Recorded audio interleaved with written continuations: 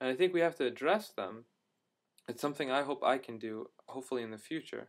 Being American born, uh, having a little bit of English and knowledge of American culture, though I think I have a far way to a long way to go in that. But scholars, when they go to a place, they used to understand the culture and the language and used to be awesome at it before they would make legal rulings.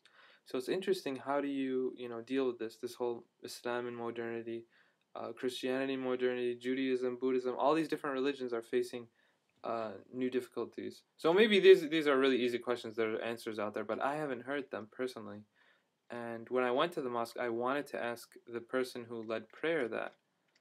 Now, I went there and I was late. It was packed. This place was packed. It was Masjid al-Rahmah. This, which means it's the temple or the place of prayer, and it's of mercy. Al-Rahmah means mercy or compassion. And so I got there. He was already, giving the speech, but I still caught like 10 or 15 minutes, which was good. The speech was general. It was in Arabic, in Fusha, modern standard Arabic with Arab, and I mean, it was good. I didn't find any grammatical mistakes, and I'm big on grammar. Um, but it was very general. It was just about, you should seek knowledge, but you should also have action. Knowledge and action, bringing these two things together. I didn't really think that, I don't know. Personally, I like Friday prayer speeches that the general thing is good, don't get me wrong, the basic thing is good, but they should be addressing something, some political issue, some social issue. They should be relevant to the audience. Um, those are just my personal views, and so I don't know. The guy seemed kind of out of touch, to tell you the truth. Um, what are the youth facing? What are some problems? What is the Muslim community facing right now in Berlin, the Arab one? Just to specify. What was really interesting. This is cool. They had headphones, and I think it was translation, maybe into Turkish, maybe into English, maybe into German. I don't know. I wanted to get one, and they're wireless too, which is really cool. And I remember the Flint Islamic Center when it was first starting out in Michigan also had those. If my memory serves me correctly, I was just a young boy at the time. So that's interesting. Again, you have all these people getting together, different cultures. Um, it was so packed, and maybe it was Christmas Day, so I'll give them that excuse. But I thought the place was small, and then after the prayer, I went in. And it's a huge place. Relatively speaking to new mosques in countries that don't have Muslims as the majority, that I couldn't even make sujood, which is prostration, properly. Now, personally, I think we should have just done prostration, on each other's backs. I've heard a tradition and a ruling about that. If the place is too packed, that you just do that. But I don't know. People were not doing that. The guy next to me was really mad. He was like, Psh, how can it was kind of like a very mad, like, how is there not enough space? Hey, you should be, saying, hey, Alhamdulilah, that's good that, they're growing in number, but as long as there's good coming out of that. I had a heel in my shoulder. Only the top of my head could touch the ground. I tried so hard. It's not enough space. Everyone was just so packed. I was next to the shoes. And they were raising money for another mosque as well. So I guess the community there is growing. That has a lot of xenophobes in the area, not happy and mad. The guy read like Sudais. So and from his speech, I was like, this guy is definitely from Saudi Arabia or the Gulf or something. His pronunciation just of certain words. But when I actually went there and met him, I didn't get to ask him the questions that I wanted to because he was in such a hurry. Turns out he's from Morocco. Interesting. But I just, I wanted to talk to him. Does he know German?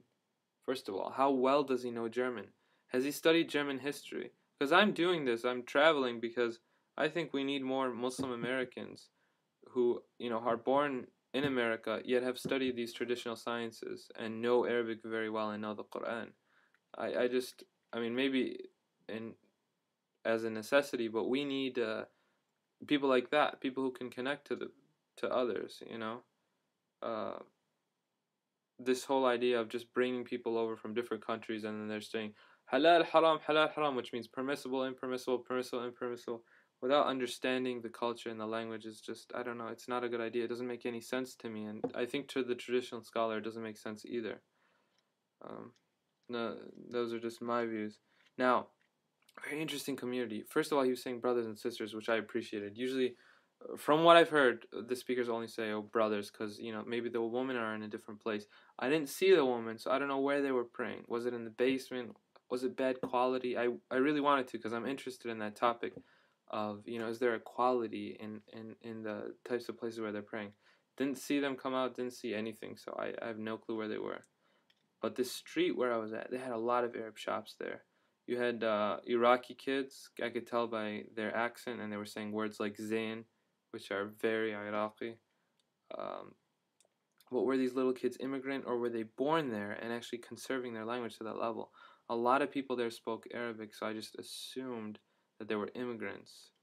Um, Now, Asr prayer, which is the next prayer after the second prayer, Dhuhr, was right after. So I was like, I'm just gonna stick around and pray here, see what's up. Maybe there's a speech or something. Saw this Egyptian guy, spoke to him in Egyptian, which I was really happy about because I miss Egyptian, I miss Egypt.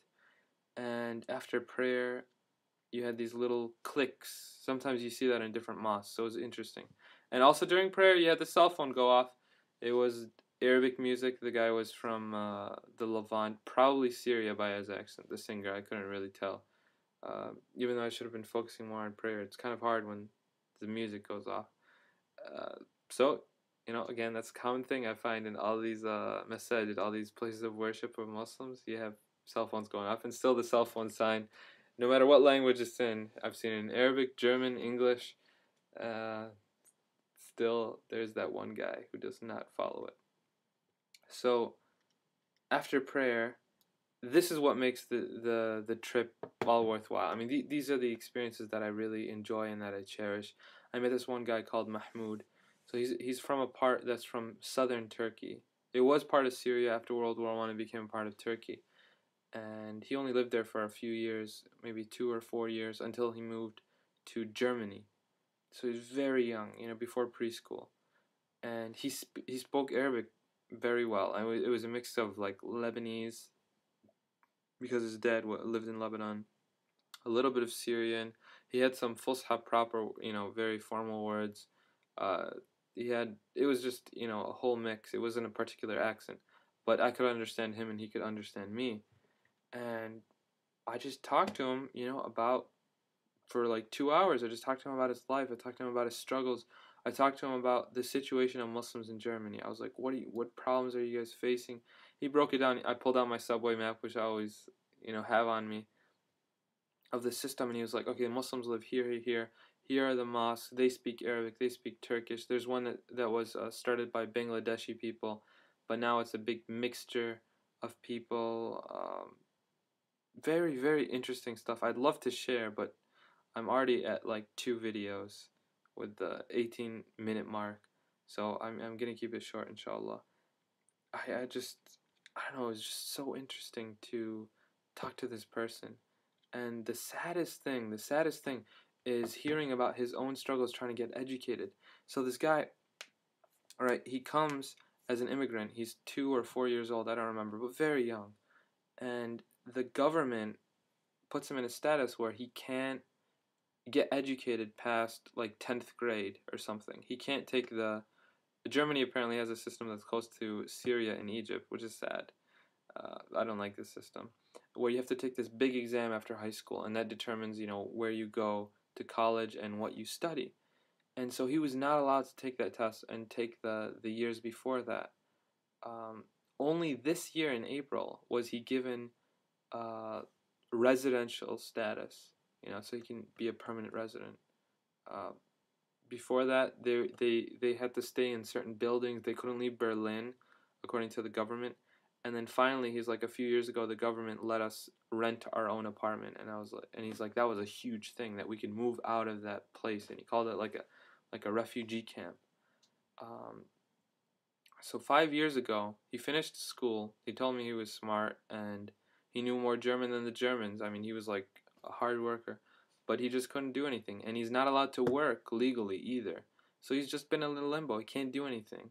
He can't leave the country because the government won't let him. And then finally in April, he gets the status. Now he's, what, 22 years old?